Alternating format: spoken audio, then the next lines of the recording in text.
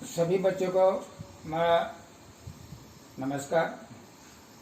मैं सिद्धि हिंदी विद्यालय में आप अभिभावकों का स्वागत करता हूं।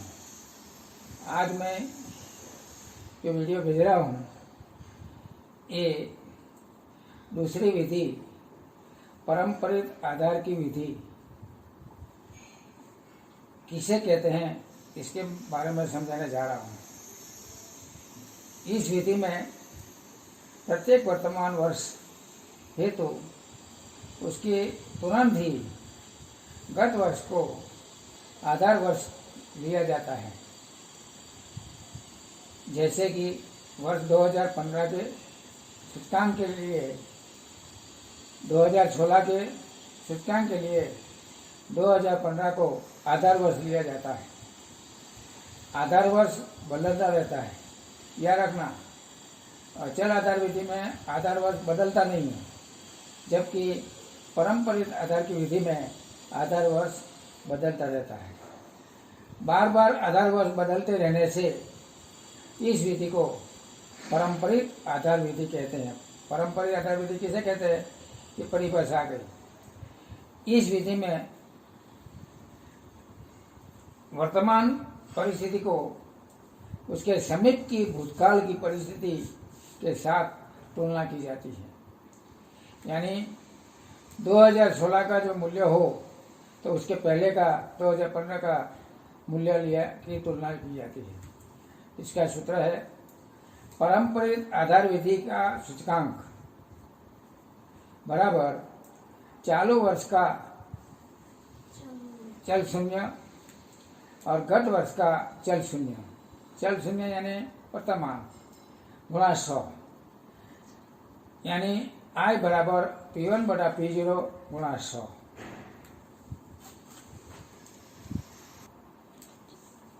बच्चों, मैंने पहले आपको परंपरित आधार विधि का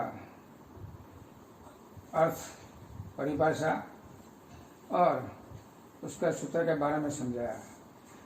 अभी इस सूत्र से किताब में दिया हुआ उदाहरण 4 उसको लेकर परंपरित आधार विधि का सूचकांक का गणना कैसे होता है और किस तरह से प्राप्त करते हैं उसके बारे में एग्जाम्पल दिया हुआ उसी आधार पर आपको समझाने जा रहा हूँ, तो आप अच्छी तरह समझना।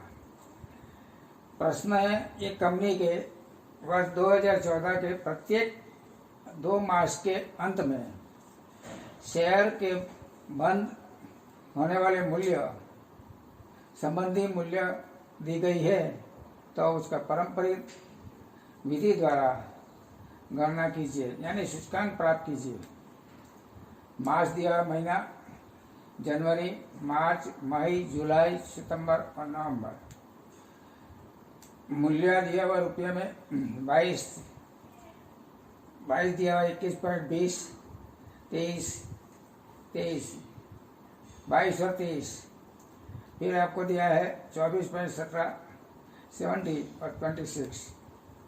उसको कोष्ठक के आधार पर इधर ध्यान रखना कि जो भी प्रश्न अचल आधार विधि या परंपरित आधार विधि का प्रश्न आता है तो उनका आंसर लिखने में कौन सा कोष्ठक, यानी 1, 2, 3 ऐसे हमको दिखाना पड़ता है, इसके आधार पर गणना करनी पड़ती है। वो खास याद रखना कि महीना, शेयर का मूल्य, परंपरित आधार द्वारा सूचकांक का सूत्र, फिर बाद में आपको एग्जाम्पल करना होगा। तो जनवरी में, मार्च में, मई में, जुलाई में, सितंबर, नवंबर में। अभी इस अचल आधार विधि में क्या था कि कोई भी एक साल का मूल्य आपको प्रश्न में दे देते कि इतना इसको आधार मूल्य लेना। जब इसमें क्या है, ये प्रत्येक चालू वर्ष का मूल्य है। और पहले में 22 बटा 22 गुणा 100 यानी 100 आएगा। दूसरे में 21.20 बटे में 22 गत वर्ष यानी पहले का वर्ष का जो मूल्य है वो बटे में लेना। चालू वर्ष का मूल्य कितना है 21.20 और गत वर्ष का कितना है 22, तो 21.20 बटे में 22 गुणा 100, तब उनका आंसर आएगा। दूसरा मई में भी ऐसा ही 22 लेना है, 22 के बटे में 21.20 गुणा 100, तो आपको उसका मूल्य भी भाग और गुणा करके मिल जाएगा। उसी तरह जुलाई का 23 और गत वर्ष का 22, गत वर्ष यानी पहले का, जुलाई की गणना करना हो तो मई का आधार वर्ष लेना।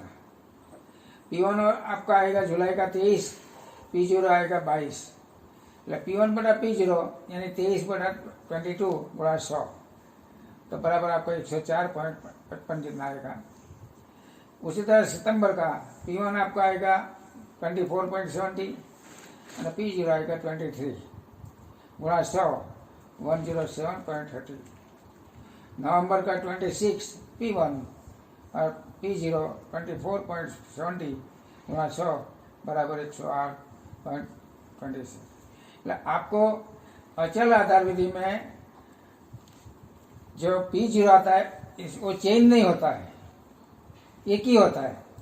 जब पारंपरिक आधार की विधि में तुम्हारा बटे में जो वर्ष आता है आधार वर्ष, ये पहले का महीना का बदलते रहते हैं। जैसे मार्च की गणना हो तो जनवरी का बटे में लिखना, मई की गणना करना हो तो मार्च का लिखना, मतलब अगले मास का जो वैल्यू है ये आपका बटे में आएगा। समझ में आ गए? ठीक है मेरे प्यारे बच्चों, थोड़ा सा वक्त पढ़ाई में भी रखने से अपना माइंड फ्रेश हो जाता है।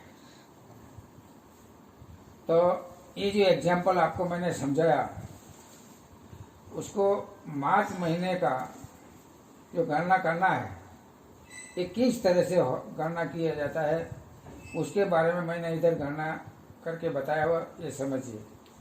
मार्च महीने की गणना यानी मार्च में जो वैल्यू दिया हुआ है 21.20 ये है P1, और जनवरी में जो वैल्यू दिया हुआ है मूल्य 22 ये P0।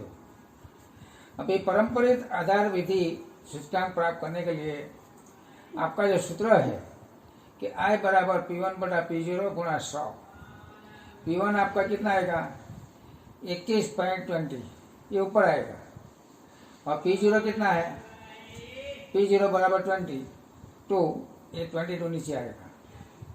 दोनों मान रखने के बाद गुणा 100 कर देंगे तो आपका डिवाइड करेंगे और मल्टीप्लाई करेंगे तो आपका 96.36 मान आएगा।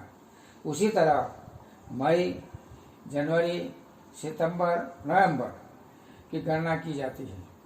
समझ में आ गया ना? हाँ। और हमेशा याद रखना कि पारंपरिक आधार की विधि हो तो उसमें पहला जो मान होता है उसका हमेशा 100 मूल्य ही आता है। क्यों?